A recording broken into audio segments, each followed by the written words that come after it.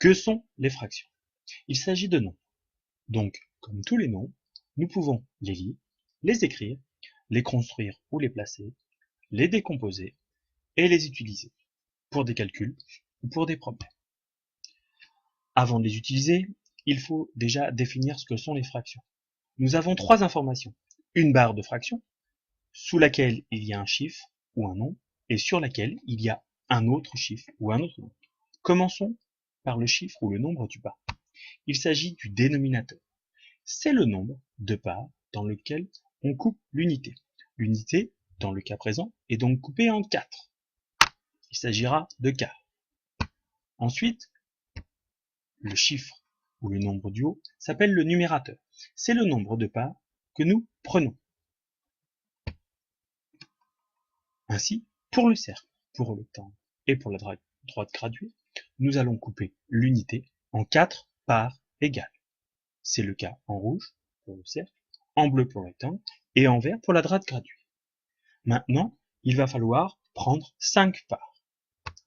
Une part, 2 parts, 3 parts, 3 quarts, 4 quarts et enfin 5 quarts.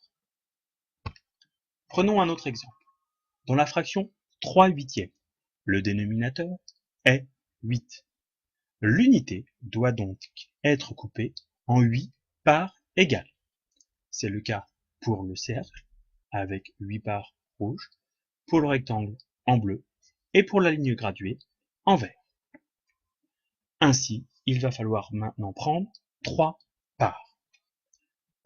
1 huitième, 2 huitièmes, 3 huitièmes. Au quotidien, un certain nombre de fractions reviennent régulièrement. Ces fractions sont 1 demi, l'unité est coupée en 2 et je prends une part. 1 tiers ou 2 tiers, je prends l'unité, je la coupe en 3 parts et je prends une ou 2 parts. Et enfin, 1 quart, je coupe l'unité en 4 parts égales et je prends une, 2 ou 3 parts. Maintenant, comment lire et écrire les fractions? Pour les lire, il suffit de commencer par lire le nombre du dessus et en dessous d'indiquer une chose particulière. Pour 2, 3 et 4 au dénominateur, nous dirons demi, tiers et quart. Pour les autres, il s'agira de juste rajouter yème.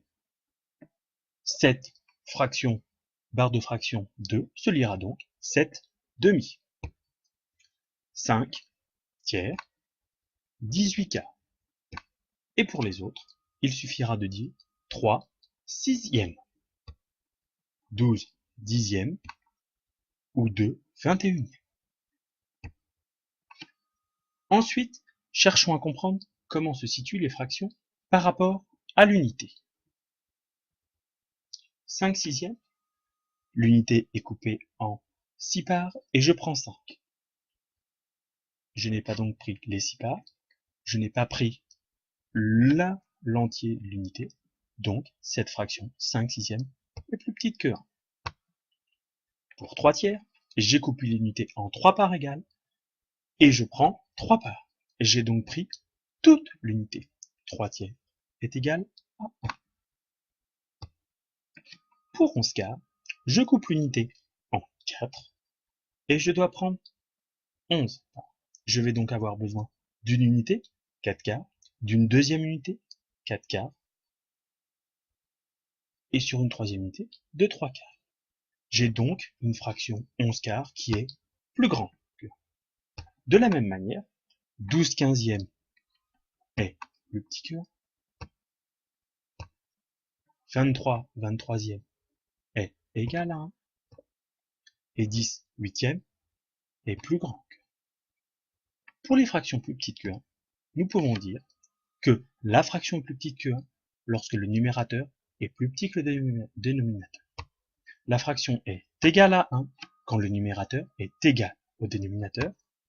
Et la fraction est supérieure à 1 lorsque le numérateur est supérieur au dénominateur.